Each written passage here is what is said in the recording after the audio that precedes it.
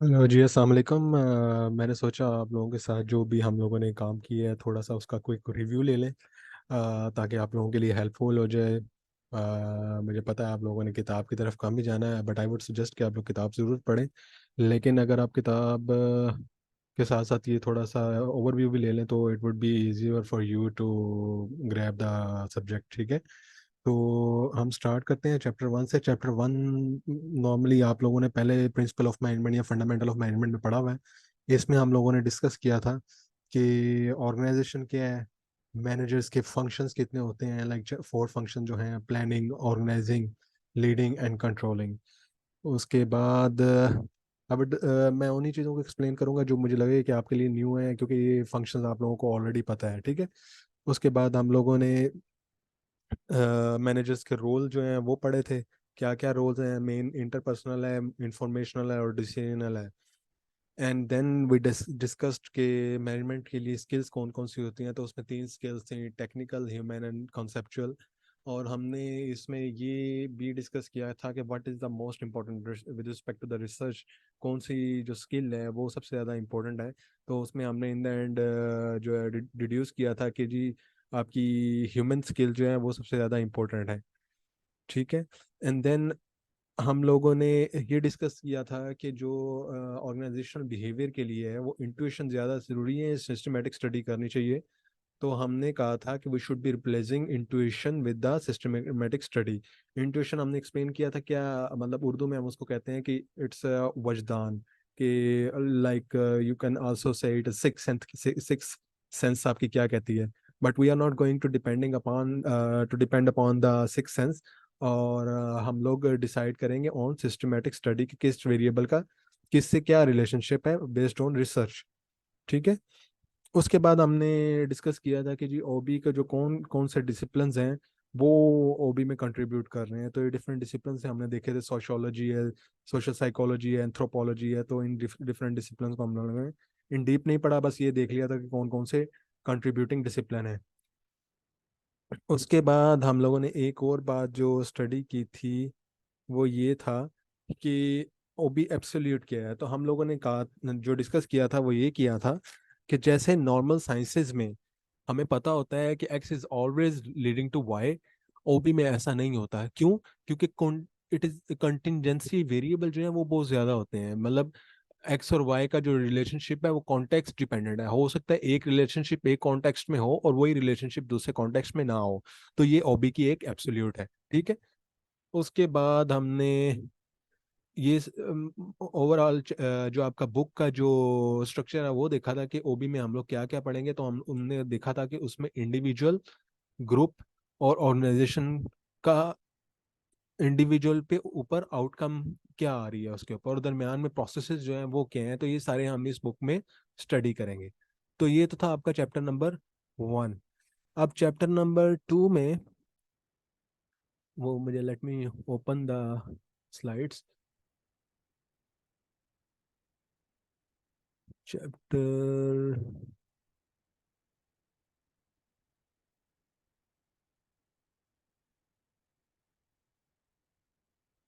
Okay, chapter 2 था diversity. इसमें हम लोगों ने स्टडी किया था कि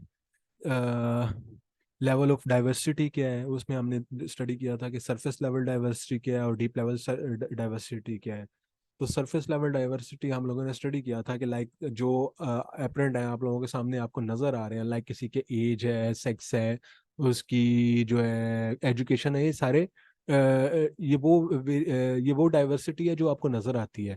बट डीप लेवल डाइवर्सिटी कि किसी इंसान की वैल्यूज या पर्सनालिटी किसी दूसरे से किस तरह डिफरेंट है, that is your deep level diversity. तो उसमें हमने ये भी फिर स्टडी किया था कि जो आपकी सरफेस लेवल डाइवर्सिटी है ये शुरू में प्रॉब्लमेटिक हो सकती है, बट ये लॉन्ग रन में इजीली मैनेजेबल है। बट लेकिन जो आपकी डीप लेवल डाइवर्सिटी है it is difficult to manage. उसके बाद हमने डिस्क्रिमिनेशन कहा था। डिस्क्रिमिनेशन हम लोगों ने डिस्कस किया था कि इट्स एवेल्यूशन ऑफ डिफरेंस। फिर हम लोगों ने डिस्कस किया था कि सारी डिस्क्रिमिनेशन बैड होती है। तो फिर उसमें हमने ये डिस्कस किया था कि जो है आपकी unfair discrimination that is bad because it is based on stereotypes. Stereotypes हमने फिर ये डिस्कस किया था कि ये किसी ग्रुप की ऐसी प्रॉपर्टीज होती हैं जो उससे अटैच कर दी जाती हैं, और हो सकता है कि जो पर्सन जो एक टिपिकल उस ग्रुप से आ रहा है उसमें ये प्रॉपर्टीज ना हो, लेकिन हम लोग उसको अटैच कर देते हैं, ठीक है। फिर हमने फॉर्म्स ऑफ डिस्क्रिमिनेशन इसमें स्टडी की थी। इसमें क्या था, डिस्क्रिमिनेशनरी पॉलिसीज हम लोग अगर बनाएं, फॉर एग्जांपल रिवॉर्ड अगर अनइक्वल दें तो it is a form of discrimination. Then sexual harassment and intimidation, किसी को डराना या थ्रेट करना, मौकरी, किसी का मजाक मजाक उड़ाना या इंसल्ट करना, एक्सक्लूजन, कोई इवेंट ऐसा अरेंज करना और इसमें से कुछ लोगों को एक्सक्लूड कर देना, और इंसिविलिटी, किसी को इग्नोर करना या उसको डिसरिस्पेक्ट करना, ये सारी डिस्क्रिमिनेशन की फॉर्म्स हैं।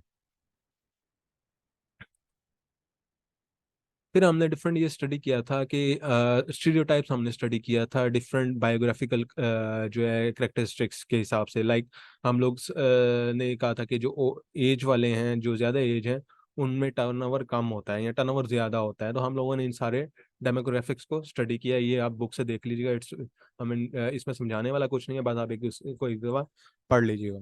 फिर हमने इसी तरह सेक्स से रिलेटेड जो स्टीरियोटाइप्स हैं हमने वो स्टडी किए थे। फिर डिसेबिलिटी, रेस, इन सब से जो रिलेटेड स्टीरियोटाइप्स हमने वो स्टडी किए थे। फिर हमने स्टडी की थी एबिलिटीज। तो दो तरह की एबिलिटीज थी, इंटेलेक्चुअल एंड फिजिकल। इंटेलेक्चुअल में नंबर एप्टीट्यूड था कि आप नंबर को किस तरह कितने अच्छे तरीके से डील कर सकते हो। वर्बल कॉम्प्रिहेंशन आपकी कितनी अच्छी है। परसेप्चुअल स्पीड, कि किसी भी दो एक जैसे इवेंट्स में आप कितनी जल्दी सिमिलैरिटी या डिफरेंसेस निकाल लेते हो। Inductive reasoning, deductive reasoning, spatial visualisation, कि किसी आप ऑब्जेक्ट को उसमें जो है किसी भी ऑब्जेक्ट को इमेजिनरी किसी जगह पे प्लेस करके किस तरह डिफाइन कर सकते हो कि अच्छा लग रहा है या बुरा लग रहा है। फिर आपकी मेमोरी, और उसके बाद फिजिकल एबिलिटीज थी। फिर आपकी डाइवर्सिटी मैनेजमेंट की स्ट्रेटजीज थी, किस तरह कि आप डाइवर्स ग्रुप से लोग एम्प्लॉयज़ को जो है वो अट्रैक्ट करो आपकी अपनी ऑर्गेनाइजेशन में। फिर हमने डिस्कस किया था कि diversity in group is good और बैड। तो हमने ये कहा था कि surface level diversity mean gender, age, ये तो बुरे नहीं है, लेकिन जो आपकी डीप लेवल डाइवर्सिटी है दैट इज अ प्रॉब्लम, क्योंकि उसको डील करना जो है डिफिकल्ट होता है। तो ये था चैप्टर 2 का ओवरव्यू। अब आ जाते हैं हम लोग चैप्टर 3 पे।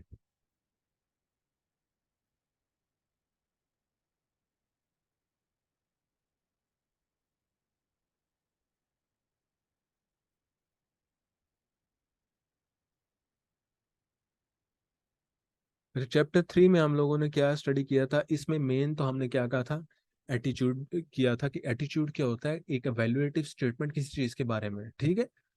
फिर हमने डिस्कस किया था कि एटीट्यूड के तीन कंपोनेंट्स होते हैं, cognitive, affective and behavioural. Cognitive क्या होता है, जिसमें आप एवेल्युएट करते हो, जिसमें आप एवेल्युएट कर रहे होते हो किसी भी इवेंट को। फॉर एग्जांपल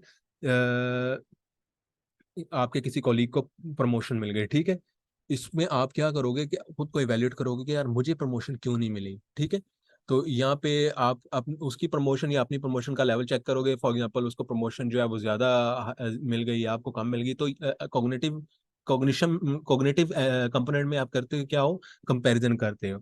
और उस कंपैरिजन की सॉरी, उस कंपैरिजन की बेस्ड पे आप अफेक्टिव कंपोनेंट में क्या करते हो, एक फीलिंग पर्टिकुलर डिपेंड करते डेवलप करते हो। लाइक इसी एग्जांपल में आप अपने जो सुपरवाइजर है उसके खिलाफ जो है मतलब एक फीलिंग, बैड फीलिंग डेवलप कर लोगे। और थर्ड बिहेवियरल कंपोनेंट में क्या करते हो, you think about the action, कि अब मैं एक्शन इसके खिलाफ इस जो है डिस्पैरिटी के खिलाफ मैं क्या डिसीजन लेने जा रहा हूँ, ठीक है। तो हमने एटीट्यूड, उसके तीन कंपोनेंट इस तरह डिस्कस किए थे। अच्छा, उसमें बाद इसके बाद हमने डिस्कस किया था कि एटीट्यूड और बिहेवियर का ऑर्डर क्या होता है। तो उसमें मैंने आप लोगों से क्वेश्चन किया था कि क्या ये जरूरी है कि ऑलवेज बिहेवियर एटीट्यूड के बाद ही आए। तो फिर मैंने आपको कहा था कि ऐसा नहीं होता है। ऐसा भी हो सकता है कि आप पहले बिहेवियर करो और उसके बाद में एटीट्यूड डेवलप कर लो। उसमें मैंने आपको मेहरान की एग्जांपल दी थी कि फॉर एग्जांपल हम लोग कहते हैं कि Mehran is not good car, ठीक है। But someone मतलब for example your father gifted you a Mehran, and then you drive this Mehran and you got that it is an at least it is economic, ठीक है। तो आप क्या कर रहे हो, आप बिहेवियर आपने पहले कर लिया है, और उसको इकोनॉमी की वजह से या इकोनॉमिक होने की वजह से आप एक एटीट्यूड डेवलप कर लोगे खुद ब खुद कि यार नहीं, कुछ बेहतर है। ठीक है। तो अगर आप ये उसको चलाते रहते हो और जेन में ये भी सोचते रहते हो कि यार ये बुरी है, तो क्या होगा कि आपके माइंड में एक उलझन सी क्रिएट होगी कि यार मैं why I am driving this. और इस उलझन को हम लोग कहते हैं कॉग्निटिव डिसोनेंस। ठीक है, कॉग्निटिव डिसोनेंस। तो फिर क्या करते हो कि आहिस्ता आहिस्ता इस डिसोनेंस को आप रिड्यूस करने के लिए ये सोचना शुरू कर देते हो यार क्या है, बुरी तो है लेकिन इकोनॉमिक भी है। ठीक है। तो दैट्स हाउ यू जो है समटाइम्स एटीट्यूड जो है वो बिहेवियर के बाद भी आता है। ठीक है। अब फिर उसके बाद हमने स्टडी किया था कि जो एटीट्यूड और बिहेवियर जो है उसके उनको उसको कौन कौन से वेरिएबल मॉडरेट करते हैं। सबसे पहले बात की थी हमने इम्पोर्टेंस की। इम्पोर्टेंस सबसे पहले हमने बात की थी इम्पोर्टेंस की। तो अब हम वो ये मेहरान वाली एग्जांपल ले लेते हैं। तो हम ज़रूरी नहीं है कि आपका एटीट्यूड,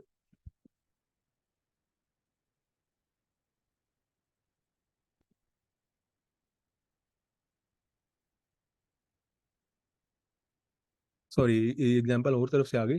हम लोग बात कर रहे थे कि एटीट्यूड के बाद बिहेवियर आने की। तो मैंने ये कहा था कि आपको हो सकता है कोई जहाँ पे हमने एग्जांपल दी थी कि कोई इंसान बहुत बुरा लगे और आप उसको स्लैप करना चाहें, बट इट इज़ नॉट, आप करोगे नहीं क्योंकि it is not important for you. और उसके बाद एक्सेसिबिलिटी की बात आ जाती है। For example your boss is misbehaving with you and you want to respond, but आप रिस्पॉन्ड उसी वक्त करोगे जब किसी भी बिहेवियर की आपके पास एक्सेसिबिलिटी होगी। For example again, you want to go for some legal action, but अगर आपको लीगल एक्शन अवेल एक्सेसिबिलिटी नहीं है आपको उसके लिए, तो फिर आप उस लीगल एक्शन को नहीं करोगे। ठीक है।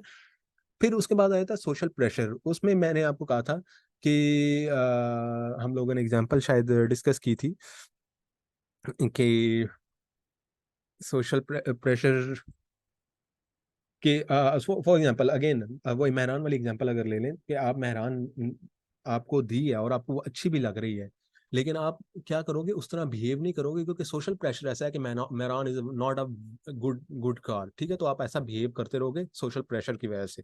ठीक है। उसके बाद direct experience with the attitude, वो मैंने आपको शायद मैच की एग्जांपल दी थी कि फॉर एग्जांपल पाकिस्तान जो है वो हार रहा है, और आप जो है चाह रहे हो कि पाकिस्तान बहुत अच्छा स्कोर करे, लेकिन उसके क्योंकि आपके पास आप डायरेक्ट एक्सपीरियंस नहीं कर रहे, तो you are not on the place of the player कि आप वहां पे जाके छक्के मारने शुरू कर दो। तो दैट्स हाउ, अगर आप डायरेक्टली एक्सपीरियंस नहीं कर रहे एटीट्यूड को, किसी भी स्टिमुलस को, तो आप उसके बारे में बिहेव भी उस तरह से नहीं कर सकते। ठीक है। इन द लास्ट हम लोगों ने स्टडी की थी मेजर जॉब एटीट्यूड्स। तो उसमें हमने जॉब सेटिस्फेक्शन देखा था, job positive feeling about the job, फिर जॉब इन्वॉल्वमेंट, आइडेंटिफिकेशन, किसी चीज में एब्सॉर्ब हो जाना, ये क्या है, आइडेंटिफिकेशन है। तो अपनी जॉब में एब्सॉर्ब हो जाना, that is in in job involvement. उसके बाद ऑर्गेनाइजेशनल कमिटमेंट थी, अटैचमेंट विद द ऑर्गेनाइजेशन। इसकी फिर हमने तीन फॉर्म्स पढ़ी थी, affective, normative and continuous. Affective commitment क्या थी, emotional attachment with the organisation. Normative commitment क्या थी, नॉर्मेटिव कि आपकी नॉर्म्स या वैल्यूज ये कहती हैं कि आपने इस ऑर्गेनाइजेशन के साथ अटैच रहना है। फॉर एग्जांपल आप का फर्स्ट एम्प्लॉयर है जीआई के। ठीक है। तो अगर कुछ बुरा होता भी है तो आप क्या करोगे, यार ये मेरा फर्स्ट एम्प्लॉयर है, this is the employer who has given me the job. तो आप नॉर्मेटिवली या आपके नॉर्म्स ये कहेंगे I will have to stick to this organisation. और कंटिन्यूअस कमिटमेंट हमने कहा था कि जब आपके पास कोई और ऑप्शन अवेलेबल नहीं है and you want to stick to the organisation, तो ये क्या आपकी कंटिन्यूअस कमिटमेंट है। एक और एटीट्यूड हमने डिस्कस किया था परसीव्ड ऑर्गेनाइजेशन सपोर्ट, जिसमें हमने कहा था कि हम लोग देखते हैं कि ऑर्गेनाइजेशन जो है वो हम हमारी कितनी केयर कर रही है। और इन द एंड हमने डिस्कस किया था एम्प्लॉय एंगेजमेंट, और हमने डिस्कस किया था कि इसकी तीन कंपोनेंट्स हैं, विगर, डेडिकेशन एंड अब्सॉर्प्शन। तो विगर में क्या है कि हम लोग किसी किसी जॉब को करते हुए, एम्प्लॉय किसी जॉब को करते हुए कितना वो फील करता है कि वो पावरफुली इसको कर रहा है। डेडिकेशन क्या है कि उससे कितना अटैच है, और एब्सॉर्प्शन क्या है कि अपने वो जॉब में या अपने काम में कितना डूब के वो